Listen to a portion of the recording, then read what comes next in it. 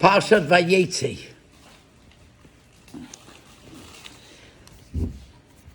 Two questions are bothering me. And I think maybe I have a small answer because last night I was by a chatuna. From this chatuna I got an answer. I went to sleep with the question. And I woke up in the morning and I got the answer because of a chatuna. Why not? What's my question? My question like this. Yaakov Avinu, a Yoshev Ahalim, sitting and learning and learning and learning. And then when he has to run away, what does he do first? 14 years. He sits 14 years and learns. 14 years he sits and learns, yeah? Yaakov Avinu, 14 years the man sits and learns. Hidden away. So many years of learning, okay? What does he have to do now after these 14 years? Where does he have to go? Morris, where does he have to go now? To the lion's den. To Lavan. Where all the people were shakanim also. You know, they all fooled Yaakov. The story goes like this. The Medrash says, what they do?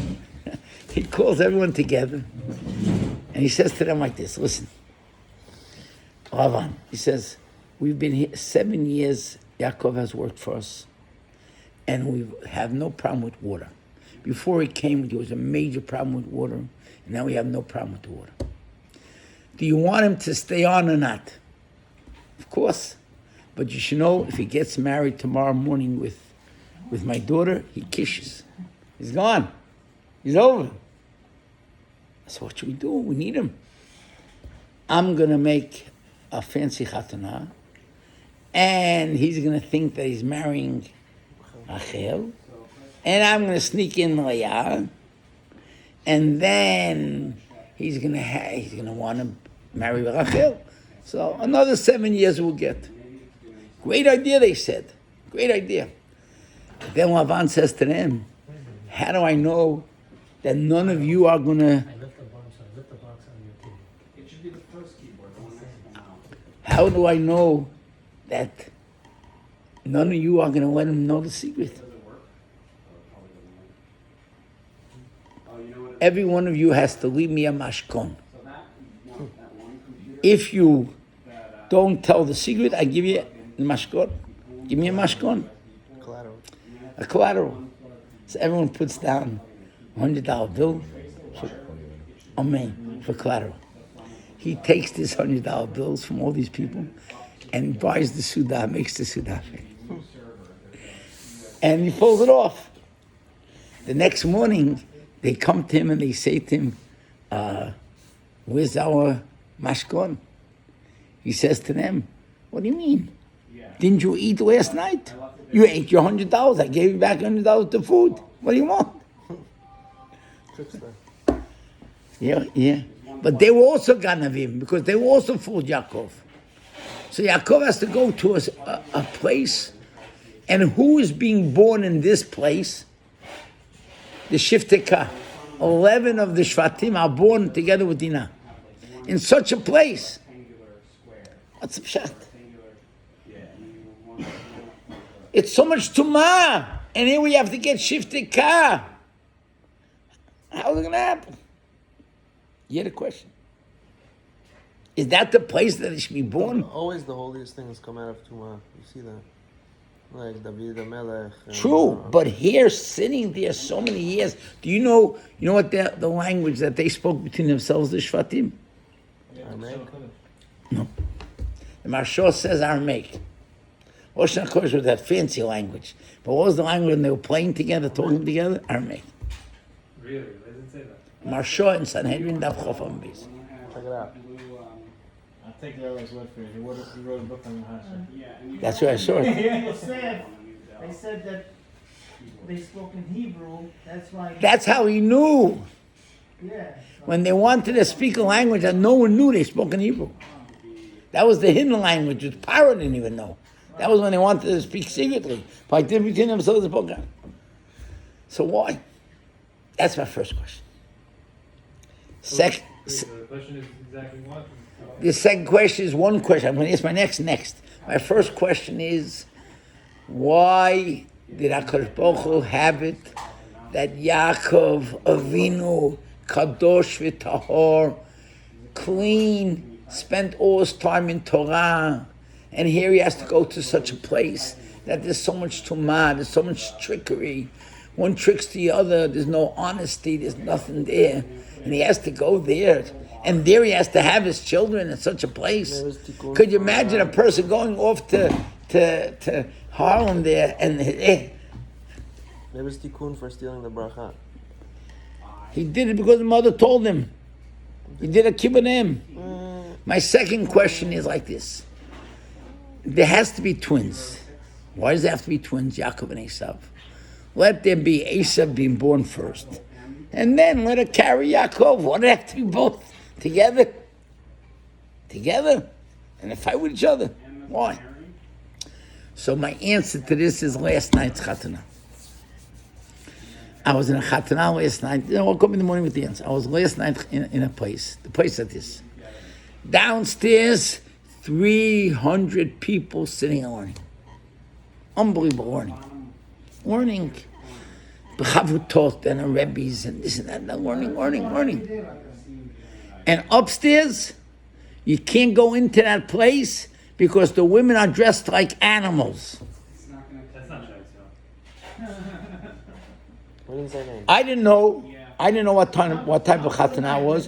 It was a friend. It was my friend's brother-in-law. I knew him from years.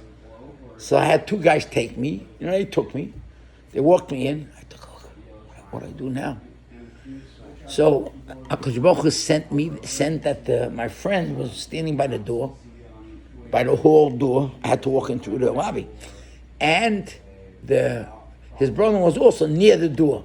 So he stops me. He says, Rabbi, don't go further. Just say hello. I said, Mazal Tov, and they walked me out, my eyes closed. And today I called the father-in-law, the grandfather. He says, Rabbi, I heard you took a bout face. You should have taken me along with you. That's what he told me on the phone. Rabbi, I heard you took a bout face. You should have taken me along also. So I couldn't understand.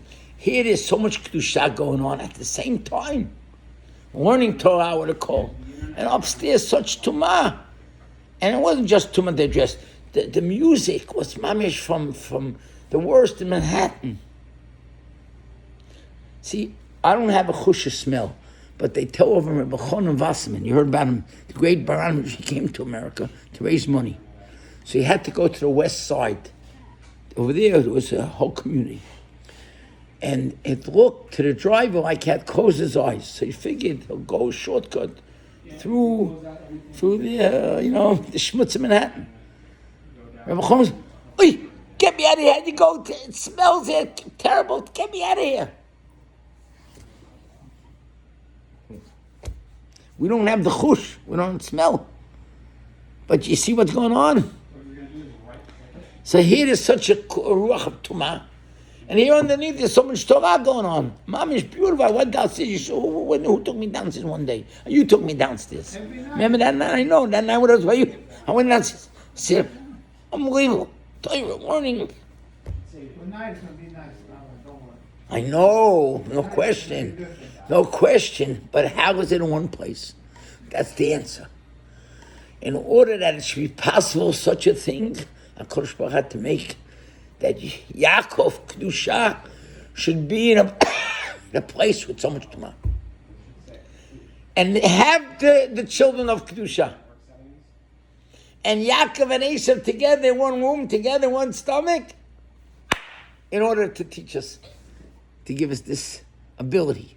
It's an unbelievable ability that Klal Yisrael has, that in such times, in so much Tumah around us, yet boys want to come on. It doesn't make sense.